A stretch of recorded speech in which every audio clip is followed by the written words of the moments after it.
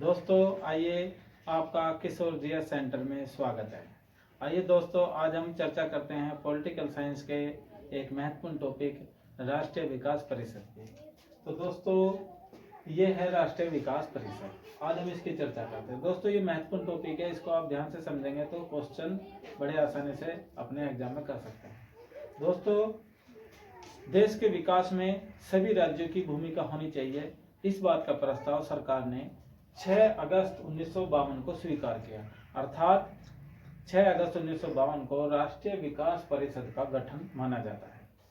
दोस्तों यह जो संस्था है ये न तो संवैधानिक है और न ही संविधिक है। इन दोनों में अंतर है, ये संवैधानिक है, संविधिक है, ना तो ये संविधान के अनुसार ना ही कानूनी है। दोस्तों इसके आगे है नंबर 2, जो राष्ट्रीय विकास परिषद का जो अध्यक्ष होता है वो हमारे देश का तत्कालीन प्रधानमंत्री होता है, अर्थात पीएम होता है। दोस्तों योजना आयोग का जो सचिव होता है वो ही योजना आयोग का जो सचिव होता है वो ही राष्ट्रीय विकास परिषद का सचिव होता है। आगे है दोस्तों नंबर 3, संघ के मुख्यमंत्री व योजना आयोग के सदस्य इसके पदेन सदस्य होते हैं। अर्थात संघ राज्यों के जो मुख्यमंत्री होते हैं वे मुख्यमंत्री और योजना आयोग के सभी सदस्य इस राष्ट्रीय विकास परिषद के पदेन सदस्य होते हैं, माने जाते हैं। दोस्तों इसके आगे है मुख्य कार्य।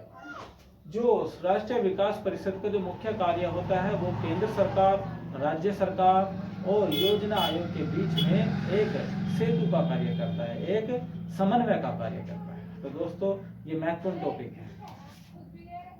दोस्तों इसके आगे है के संथानम ने राष्ट्रीय विकास परिषद को सुपर कैबिनेट की संज्ञा दी है। अर्थात के संतानम ने इस बात को कहा है कि जो राष्ट्रीय विकास परिषद है, जैसे केंद्र में संसद है, कैबिनेट है, तो ये सुपर कैबिनेट की संज्ञा दी है। अर्थात ये एक बहुत महत्वपूर्ण कैबिनेट का कार्य करती है।